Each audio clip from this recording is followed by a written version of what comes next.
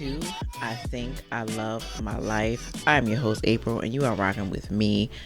This is the place to be if you understand that in order to do big things on the outside, you have to do the big work on the inside. And today we are continuing the discussion around emotional intelligence and emotional maturity. And in the last episode, I did ask if you thought you were emotionally mature.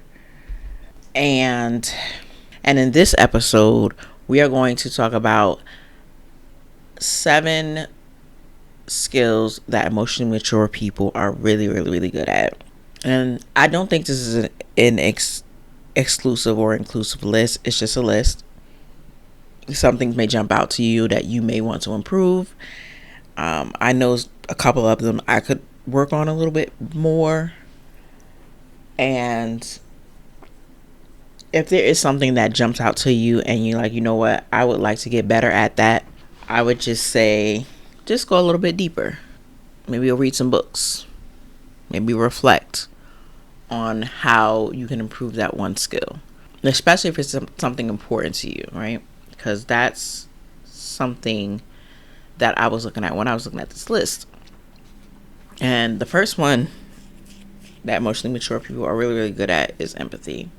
They are highly skilled at, number one, recognizing emotions, understanding emotions, empathetic listening, being able to put themselves in someone else's shoes so that they can try to understand what this other person is going through or what emotions they're experiencing, and also responding with empathy, right? Emotionally mature people, it's not, for them, it's not important that they are understood as much as it's important that they understand, right, other people and what they're going through. So that's a big skill that can help improve lots of things in a lot of people's lives. Just empathy alone, right? And that's one that I would like to just get better at. Because I don't know if you listened to the last episode, I was saying how emotions for me I felt like they were messy, right? That's why when I felt something or someone else felt something, I would completely check out, because to me, emotions were messy. Couldn't control them. They weren't logical to me. And I just didn't want to deal with that. So nowadays, it's trying to explore what I'm feeling, what others are feeling, and kind of paying more attention to that, because that's not something that I was even aware of back in the day, right? So that's a big deal for me. And that was empathy. The second one is balancing emotions with logic, which is probably my favorite, because I'm a very logical person, but I understand how important it is to ride the middle, right? Not to be too emotional, not to be too illogical, but use both, especially when maintaining relationships, when working in groups, when trying to understand yourself. And one thing about balancing emotions with logic, you come to self-awareness, right? You recognize your own emotions, you acknowledge them, you try to understand them, you try to reflect on what may have went wrong, what may have went right, what you could have done better. And that's what happens when you successfully balance emotions with logic, where you're using both, where it's not just totally emotional and you're just making irrational decisions and and have irrational behavior. Or, you are so stoic or inflexible that you're not thinking about how you're feeling or anyone else is feeling. It's just black and white, and that's that, and this is that. And that can be exhausting, because it was for me. it was for me not acknowledging, right? Not acknowledging my emotions and just really being very, very logical and just not exploring how I felt. So that's one thing that you can do when balancing emotions with logic. And then it's also pausing and assessing as well. That's what logic allows you to do. If you kind of pull from that, you understand that maybe you just need to stop and think. Just stop and think. Stop and feel. Gather information. Seek advice. Right? That when you're balancing emotion with logic, you're also getting more information. You're getting advice from people, and it kind of just makes it a more well-rounded decision, or a more well-rounded conversation that you're having with someone when it's not just pure emotion or pure logic. So that was number 2, right? And number 3 is emotional regulation, which I would just summarize as pace. That when you feel something, you don't automatically react. You emotionally mature people or emotionally intelligent people, they know how to pause. They know how to just take a minute before they respond, which is a great idea, because I don't know about you, but I've had plenty of situations where I went in head first before I thought about it, or before I just took a moment to get myself together and then address the situation. So that's what emotional regulation is about. And emotionally mature people, they are good at kind of pulling back first and then moving forward once they kind of get themselves together. And that works in all relationships, job, with your children, with your spouse. Just taking that time, it really helps, especially if you are really, really, really pissed, right? Or really, really, really sad, or you know what I mean? Like, just taking that time to figure some things out before you even start. And then the next one, another one of my favorites, wasn't one of my favorites when I learned about it, but it's just taking 100% responsibility for your emotions and your actions and your behaviors, right? Emotionally mature people, they can safely and confidently say, my bad, that's my fault. Not, you made me do it, you made me feel this way. It's automatically set in them to take responsibility for how they're feeling. 100%. This is how I feel. This is what it is. It may be triggered by a situation, but they don't blame the situation. They don't go off on emotional tangents and then blame everything and everyone around them. They accept how they feel and kind of take it from there. And then they use other skills like emotional regulation, maybe seeking advice, but it allows them to first deal with what they have going on. And again, if something does happen where they overreact, they take responsibility for it. They're like, hey, I acted a fool, right? They're able to say, I acted a fool, my bad, right? And I'm pretty sure they're able to apologize, probably quickly. I don't think that there's a lot of us who know how to do that. I don't think that this is a welcomed skill, because sometimes someone else is wrong. Sometimes you are not the offender, right? You are, quote unquote, the victim of the situation, and you reacted how you reacted. And if you ask anybody, they're like, yeah, you should have reacted that way.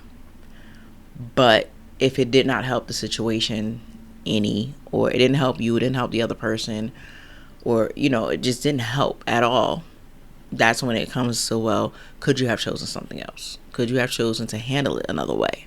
And that's where responsibility comes in, is how can I handle this in the best way? And if I did fly off the handle, can I apologize and try to fix it? Or, you know what I mean? So 100% responsibility, that's a good one. That is a tough one. And I invite you to try to work on that one for 2024. Number 5 is resilience. Resilience is the ability to bounce back, to have some type of adversity and emotionally be able to work through it and get on with things. Life is challenging, of course, and it's some situations that are heavy emotionally, and it's not easy to just bounce back. But at some point, emotionally mature people do. Whatever situation that was out of their hands that affected them emotionally, they understand that it is going to take a lot of intention to get back to start, right? To get back up, to get back in there. And 3 things that I think really, really helps with resilience and being resilient is cultivating a growth mindset. A growth mindset says, I can, I will, I'm going to, despite what happened. Which is opposed to a fixed mindset that says, I can't, I don't know how to, so I just won't. Right. So having a growth mindset really helps in being resilient, in creating that toughness, that grit, because you, no matter what you go through, you're willing to be intentional about getting back in there. Another thing is having a strong support system, whatever support you need. Maybe you have a strong relationship with your family, and you can get support there. Maybe you should get a therapist. Not so taboo anymore. Sometimes you can't talk to everyone around you, but a therapist you can talk to. They have an unbiased opinion. They don't know you, right? They only know you from what you telling them, which is great because sometimes you need someone to listen that has fresh ears, fresh eyes, a fresh perspective. So, support, reaching out to other people or groups or whatever to get stronger, to get that strength back. And this may be hard for some of us as well. Like, I'm not a very social individual. I'm not used to asking for help. In the last maybe year, I have become more comfortable, but I was that chick, right? I could do it on myself. I don't need anybody's help. And it wasn't that I didn't think I needed anyone's help. I just didn't like what that meant or what I thought that meant, right? It looked like a weakness to me. This was early on. Then also it was, in life, you know how someone helps you and then they have to tell you, they kind of shame you for needing their help. Or they help you and then they tell everyone else, how good of a person they are because they help, your sad sack of shit self, right? That kind of stuff. I wasn't built for that. So I said, whatever I need to do for myself, I'll do for myself. And then I wanted to build a business. And then I realized that I needed help, right? Like, I needed to depend on other people, their perspective, and just kind of get that support. And believing that I deserve the support. Because there's some of us out here also that believe that, how dare I need support? I should be able to do this myself. I should be able to just get in there and just do it. Because I'm me. It don't work like that. The day that you start accepting help and believing that you also deserve help is the day that you will become more and get more done. That's all I can say. And then the last one is practicing self-care and stress management. In order to be resilient, you have to take care of yourself. Physically, mentally, emotionally, psychologically, you have to take care of yourself. Understanding or not, I'm trying to find the right word. There are a lot of us who just don't take care of ourselves. We don't take care of ourselves. It's like we secretly hate ourselves, so we just like, or some things are out of our hands, and instead of focusing on the things that we can control, we focus on things that we can't, and the things that we can't control seems to be a determinant of what we can do in this life or what we can do in this world. And so self-care is a big deal, and it's not just going to the spa and getting your nails done. That's not self-care. That's cute, but that's not real self-care. Real self-care is definitely holistic. It's everything about yourself you care about. You're intentional about, and you tend to. Period. And of course, stress management. I mean, that's a tough one, but to be resilient, you do have to have ways to handle stress. Tools to help you deal with stress. Because I don't think there's any part of life that is stress-free. That is not a thing. But can you develop ways, different perspectives that allow you to see certain situations in certain ways that are less stressful for you? Yes. And that's the whole goal, is just finding ways to see things in the way that's as less stressful for you as possible. Emotionally mature people, they find those ways. And number 6, we're almost to the finish line, is that emotionally mature people, they know how to maintain healthy relationships using emotional intelligence. Right? They are compassionate, right? They use compassion to connect with others, to assure others that they understand them, that they are listening to them, that they feel them, that what they feel is valid too. And emotionally mature people are able to connect with people in that way. They're also highly communicative, right? They have great communication skills. They know how to operate in social settings to get what they want and to give people what they need. Highly emotional people know how to do that. I'm not saying that some highly emotional people are good people because some people use this, to do things that they have no business doing. But principles are principles. Some people are just highly communicative, whether they are a good person or not. And this makes them highly emotionally intelligent, especially in dealing with other people. And also another thing about emotional intelligent people and handling and building healthy relationships, they understand conflict resolution. And one thing about conflict resolution that emotionally mature people understand is that conflict is not a negative thing. Conflict is actually leading to growth. It's leading to healing, right? It forces people to have tough conversations. And emotionally intelligent people are okay with having tough conversations because they know it's not negative that they're having this emotionally charged conversation. They understand that this emotionally charged conversation is going to turn into healing on the other side. It's going to turn into having a better relationship with whomever you had that emotionally charged conversation with.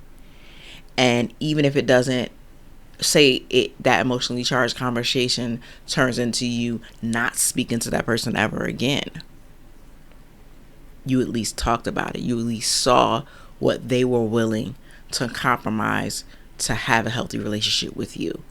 And if they weren't, that is great information to know. Like, is it not? Right. So emotionally intelligent people understand that those tough conversations need to be had. Conflict resolution is a good thing. And on the other end of this, we're all going to be okay. Right. So that is a big one.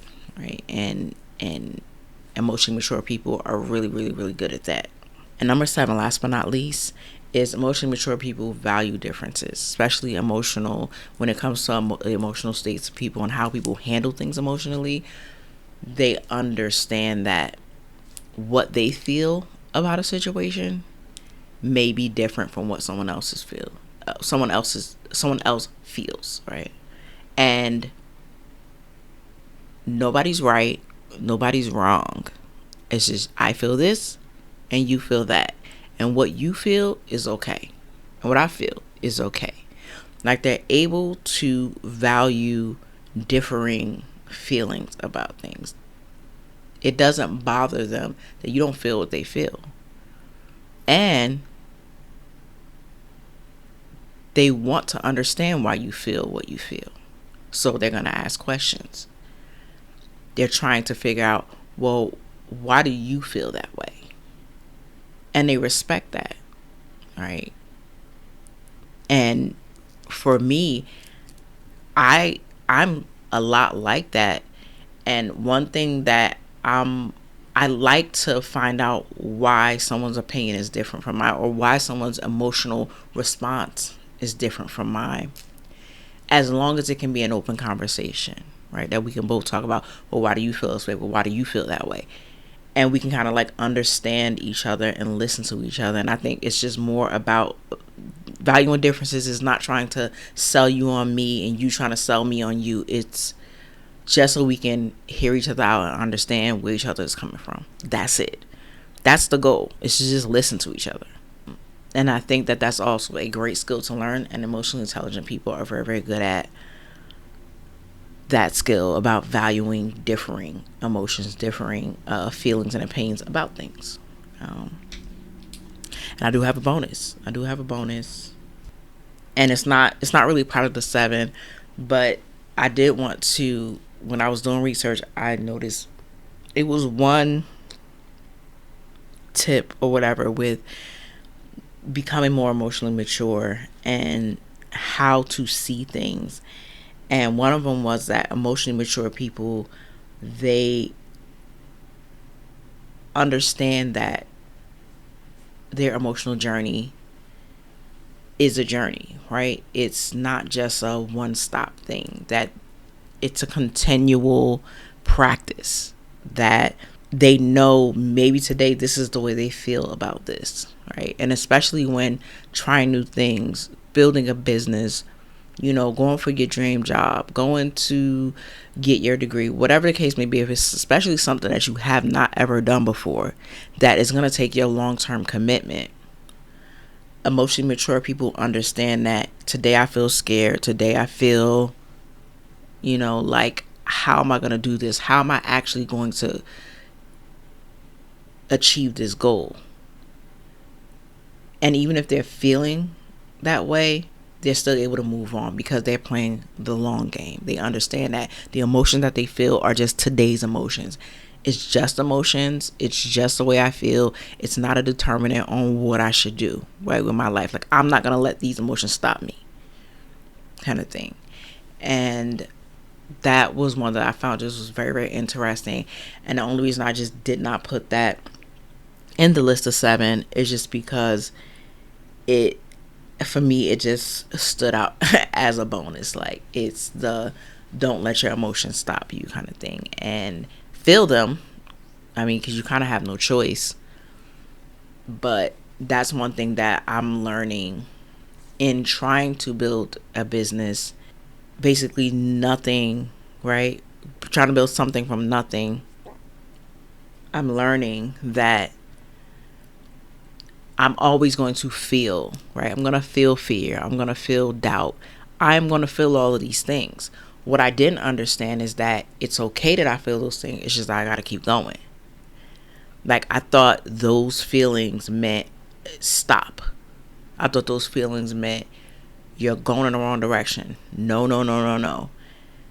And it was just feelings. It was just the emotions that I felt when going to start a project or whatever. And that's what I wanted to leave you with, is that to grow emotionally, number one, it's okay to feel your emotions. Get curious. Number two, get curious about your emotions. Number three, get curious about other people's emotions. And number four, just make growing emotionally a practice, an intentional practice.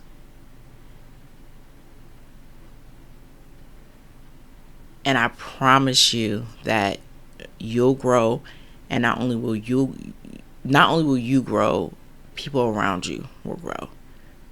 And we are complete. Thank you guys so much. Bye. Wow, you are at the bottom of yet another episode, and I'm starting to think you love your life and your journey too. And I love that for you. Thank you so much for rocking with me. Please don't forget to subscribe, comment, and share the pod. There are resources in the description to help you get over and get through, because I want you to keep showing up for yourself, keep standing up for yourself, and be kind to yourself. And most importantly, keep going. Until next time, bye.